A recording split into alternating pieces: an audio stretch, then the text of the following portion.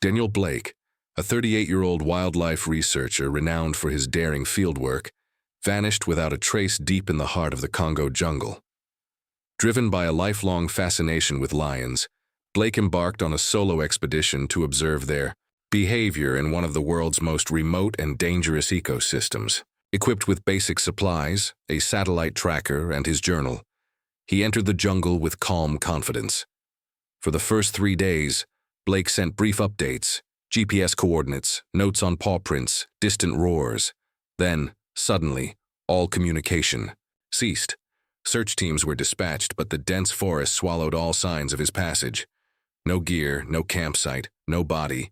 Just a few cryptic entries in his last journal transmission hinting at unusual patterns and shadows that move when they shouldn't. Some believe he fell victim to the harsh environment. Others whisper about poachers, rebel activity, or something more mysterious lurking in the depths. A decade has passed, yet no conclusive evidence has emerged. Blake's disappearance remains one of the most baffling unsolved cases in modern exploration, an enduring mystery where nature, danger, and the unknown collide. As days passed with no word from Daniel Blake, urgency turned to dread. Rescue teams flew in from neighboring regions, joined by local tribes who knew the land better than any map. Helicopters roared overhead, scanning the endless green canopy, while trackers moved silently below, combing through thick underbrush and tangled vines. After 4 days of searching, a discovery sent chills through the camp.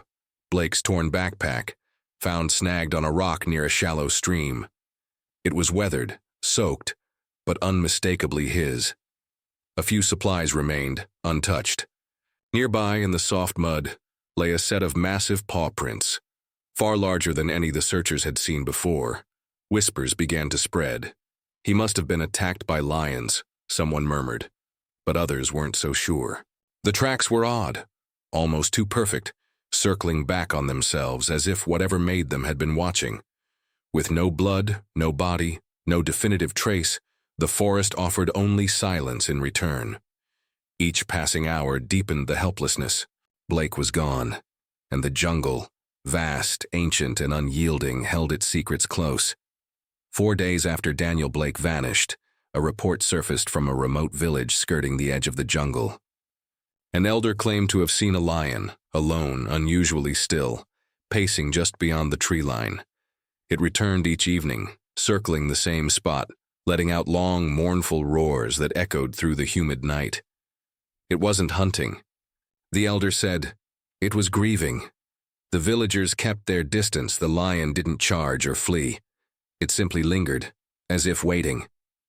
What unsettled them most wasn't its presence, but its behavior. Too calm, too deliberate. Some spoke of spirits. Others recalled Blake's obsession with understanding lions on a deeper, almost spiritual level. When a second villager claimed the lion had a strange look in its eyes, like it remembered being human, the story was dismissed as fear-fed fantasy.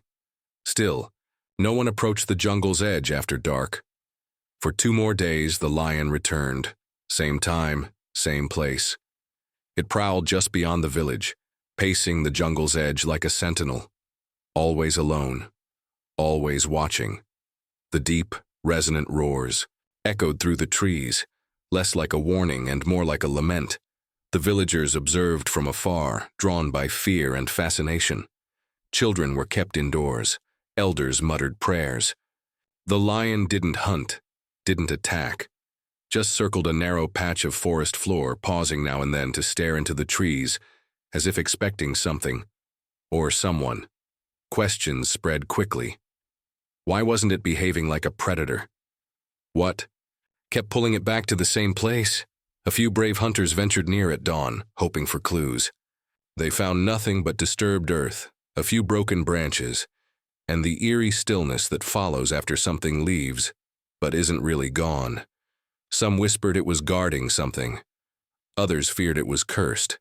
And a few, remembering Daniel Blake's bond with the wild, began to wonder, was this lion just an animal, or was it waiting for him? Makari, a revered forest elder with deep ties to the land, watches the lion from afar with knowing eyes. Unlike the others, He does not fear it. He once walked the jungle with Daniel Blake, guiding him through sacred paths and sharing stories passed down through generations. "This is not a beast's mourning," Makari says quietly. "Lions don't grieve like this. Unless there's a reason." He believes the lion is trying to reveal something. With careful preparation, Makari gathers a small group of trusted trackers, men who still listen to the forest, and sets out at dawn. Their destination, the place where the lion waits, circles, and roars. As they approach the edge of the trees, the lion neither flees nor growls. It steps back, silent, watching, as if granting them passage. Makari places his palm on the earth. "Something happened here," he murmurs, "and we're not meant to ignore it." Makari and his team moved through the jungle in silence, following the lion's well-worn path.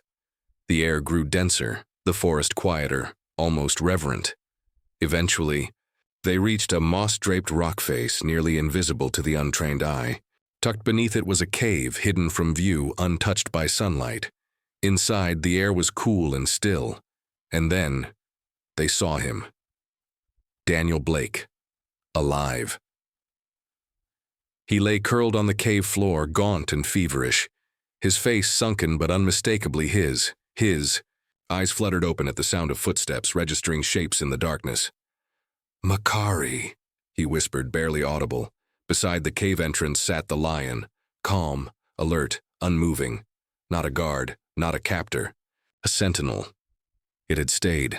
For days, perhaps longer, the great beast had kept watch, fending off scavengers, guiding help from afar. The bond was undeniable.